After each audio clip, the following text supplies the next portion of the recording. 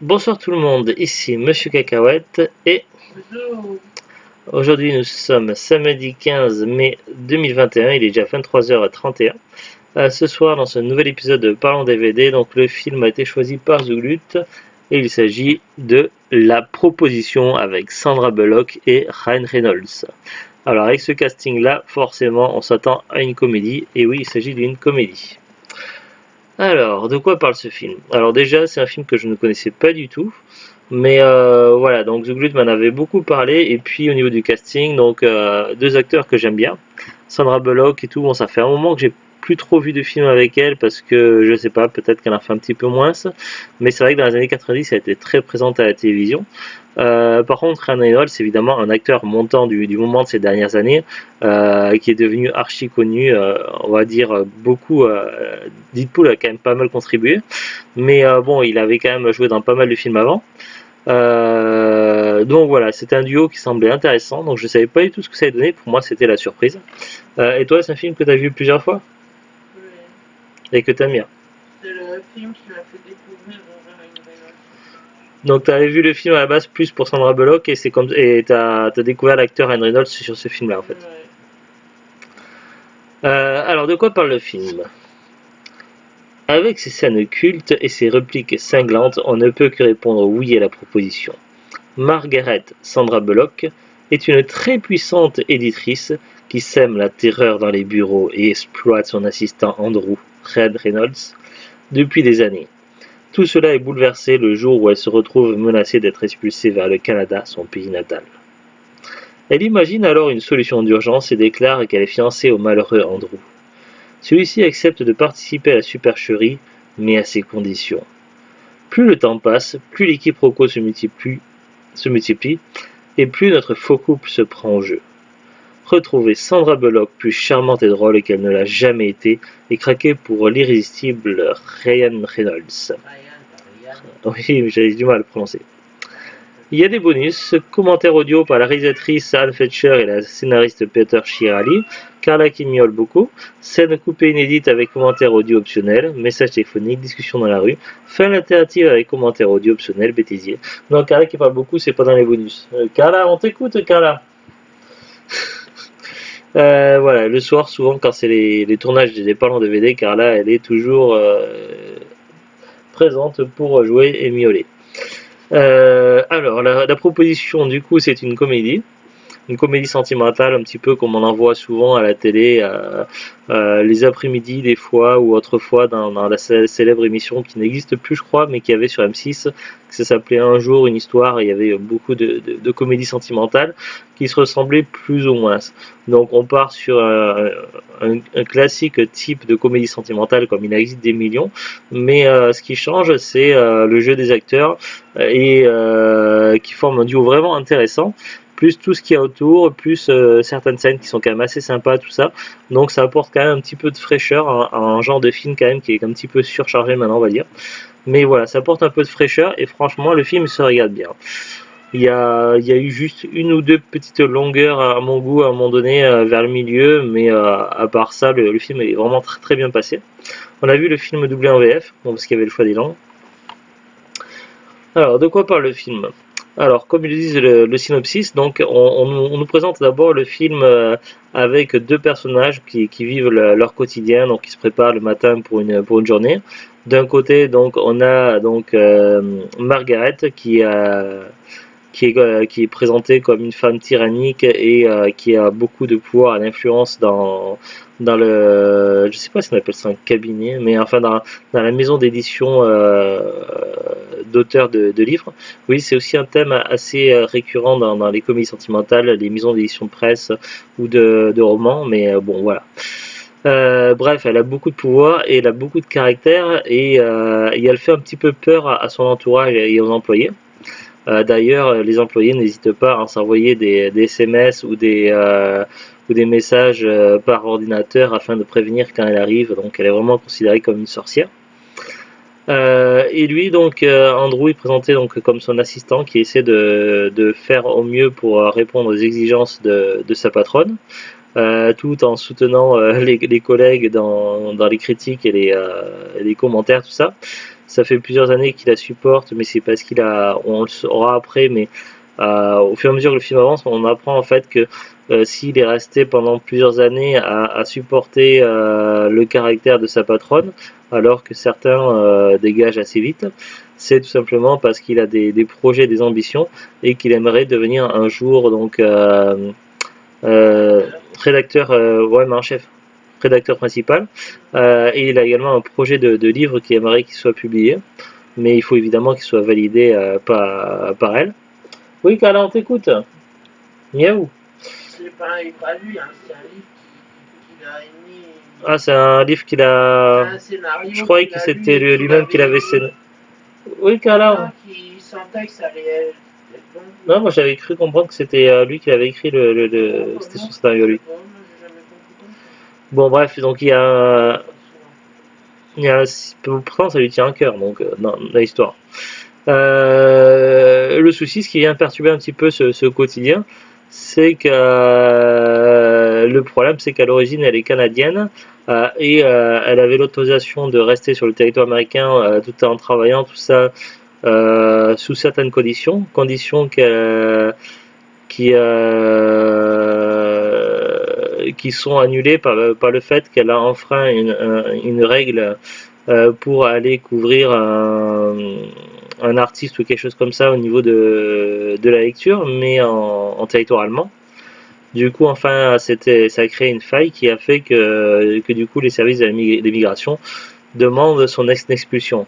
Qui dit expulsion dit également perte de son travail, tout ça, les patrons ne la soutiendront pas. Donc, ils lui ont bien expliqué. Donc du coup, elle est un peu dans la galère et dans l'urgence, elle a inventé le mensonge puisque son assistant était là, donc joué par Ryan Reynolds, donc par Andrew. Elle dit qu'en fait qu'elle avoue une histoire qui n'existe pas entre elle et lui. Donc lui, il est sur le fait, il est étonné quoi, donc il ne peut que acquiescer sur le coup. Et comme quoi ils vont se marier et du coup il n'y a plus de problème. Et donc ils vont se renseigner, voir comment ça fonctionne. Le problème, c'est qu'évidemment, il va y avoir des contrôles rigoureux avec des questions personnelles, tout ça, sur l'immigration, tout ça, pour vérifier que c'est pas un fake mariage. À ce moment-là, donc le week-end qui arrive, c'est également les 90 ans de la grand-mère d'Andrew. Et du coup, il va y avoir une grande fête dans sa famille, donc en Alaska. Oui, bah oui, on t'entend, Carla. C'est pas la peine de gueuler. Hein. J'ai l'impression que je vais me faire gueuler par Carla.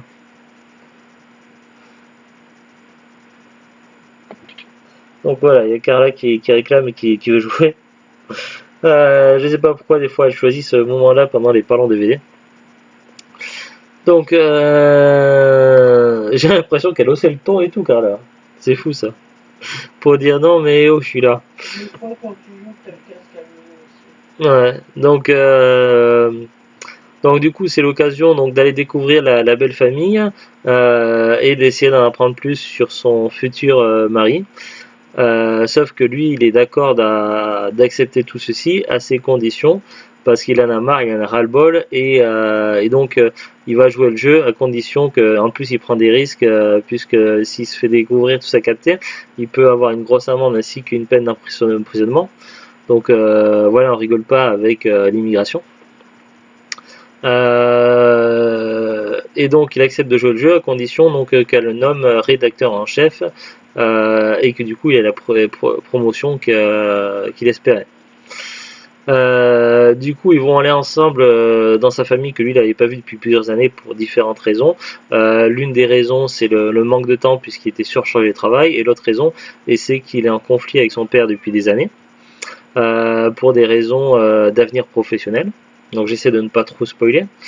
Et du coup, son travail lui permettait d'échapper un petit peu à certaines réalités également de sa famille.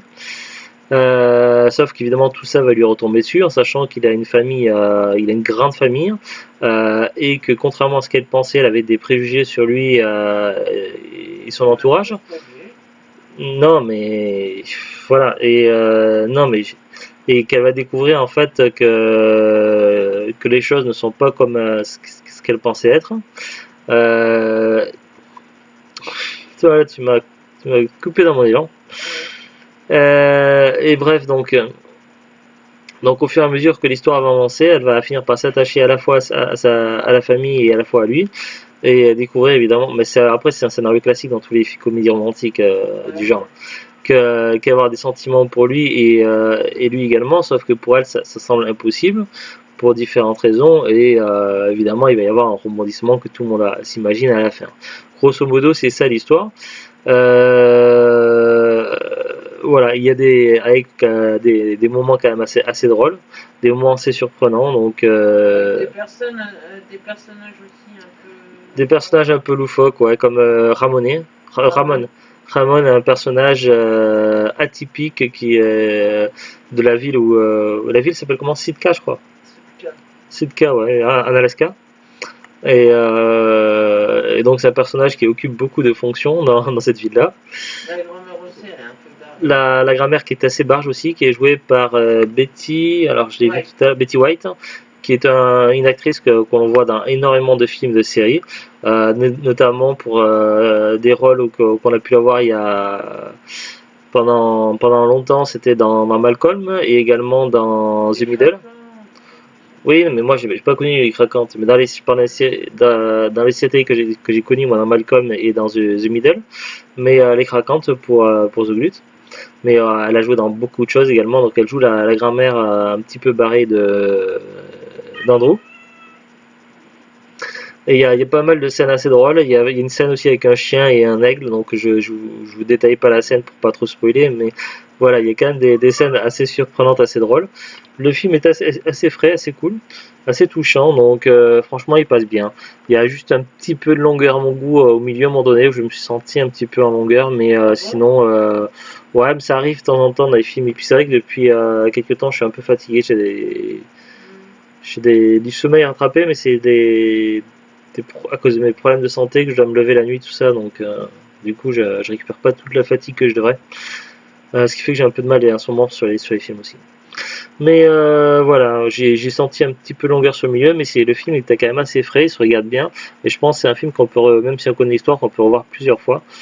Donc voilà, avec un jeu des acteurs assez cool, donc voilà, Sandra Bullock et Anna Ellos sont assez bien dans les rôles. Euh, voilà, pas grand chose de plus à dire, je voulais dire aussi autre chose, mais j'ai oublié déjà. Voilà. Quelque chose à rajouter, Zulit? Alors, sur Wikipédia, ils disent la proposition. Film de 2009, comédie romantique américaine réalisée par Anne Fletcher.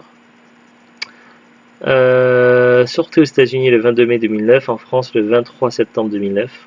Casting Sandra Bullock, Ryan Reynolds, Mary Steenburgen, Craig T. Nelson, Betty White, Dennis Hauer, Malin Ackerman, Oscar Nunez, Asif Madvi, Michael Nouri, Michael Mosley, Dale Place, Alicia Hunt, Alexis R. Garcia, Courtney Adams, Chris Whitney, Gerald Lee Wesley, Craig Edelman, Phyllis Kay, Kate Lacey, Jen Fleming, Marilinda Rapelli, et Anne Fletcher et B. Johnson. Qu'est-ce qu'ils disent d'autre? Initialement, c'est Julia Roberts qui devait incarner le personnage de Margaret Tate. Ah, c'est intéressant. Alors, je sais pas, moi, là, c'est vrai que Sandra Bullock était bien, mais ça aurait pu être pas mal aussi avec Julia Roberts. C'est le genre de comédie qui lui aurait bien allé aussi. Lieu de tournage, Lower Manhattan à New York, dans le Massachusetts, à Boston, sur les côtes de Rockport, Manchester by the Sea, Gloucester et Cap Ann. Après ça parle de la bande originale. Au niveau de l'accueil, donc sur Rotten Tomatoes 44% pour 187 critiques. Sur Metacritic 48 sur 100 pour 30 critiques. C'est assez moyen. En France, le site Allociné propose une note moyenne de 2,5 sur 5 à partir d'interprétations critiques de 20 titres de presse. Ça reste moyen au niveau des critiques. Mais bon, après, il ne faut pas se fier aux forcément critiques, il faut se fier à nos propres avis personnels. Enfin, moi, je préfère regarder un film et y avoir mon propre avis plutôt que de regarder les critiques. Après, voilà, des fois, ça arrive que j'aime des films, que les gens n'aiment pas les films aussi, donc voilà. J'ai pas non plus. Faut pas croire que des fois que les youtubeurs ils ont raison sur tout. Ça m'arrive d'aimer des films que les gens ils aiment pas aussi. Voilà, après ça pas la récompense. Teen Choice Award pour meilleure actrice dans un film romantique pour Sandra Bullock a été lauréat. Et meilleure danse également comme lauréat pour Sandra Bullock et Betty White. Ah oui, il y a effectivement il y a un moment où elles dansent, c'est un petit peu. Après il y a pas mal de nominations. Voilà, pour le DVD, donc c'est un DVD qu'on avait acheté à Electrodépôt il y a 2 ans, 3 ans peut-être, je sais plus. Ça faisait un moment que j'ai voulu le chercher, on avait un peu de mal à le trouver, et puis à un moment donné à Electrodépôt il était vendu pas cher. Je sais plus, ça fait un moment qu'ils vendent pas plus de DVD à Electrodépôt, mais pendant longtemps ils avaient un présentoir avec des DVD, je sais plus c'était dans quel prix, c'était à moins de 5 euros, je sais plus à combien, mais à moins de 5 euros. Je crois que c'était 5 euros max leur prix à ce moment-là. Là j'ai regardé sur Amazon, donc le DVD est toujours commercialisé. Expédié vendu par Amazon 6,99 €. C'est un prix standard, ça va. Ça aurait pu être un peu moins cher, mais ça va, franchement, c'est pas abusé. Il y a des DVD aussi vieux que ce film-là, voire plus vieux, qui sont vendus plus cher sur Amazon, donc ça reste un prix assez moyen. Après, c'est un DVD, je pense pas qu'il soit rare ni difficile à trouver. Maintenant, je sais pas. J'ai pas regardé sur les autres sites, mais il y a plein de sites. Il y a Rakuten, il y a Vinted, il y a Le Bon Coin, il y a eBay, il y a la Fnac, tout ça. Donc il y a peut-être moyen d'avoir moins cher en neuf ou en occasion. Après, c'est peut-être un DVD que vous pouvez trouver à cash ou dans les friperies. Les brocantes, franchement, depuis le Covid, je sais pas s'il y a encore beaucoup de brocantes. J'ai fait qu'une seule brocante l'année dernière. Cette année, on en a fait 0. Donc voilà, c'est un petit peu mort. Voilà, c'est tout. Pas grand chose de plus à dire. Je vais vous laisser, puis je vais voir avec Carla parce que je crois qu'elle veut jouer un petit peu. Donc, allez, à très bientôt. Bonne soirée, bon week-end. Au revoir.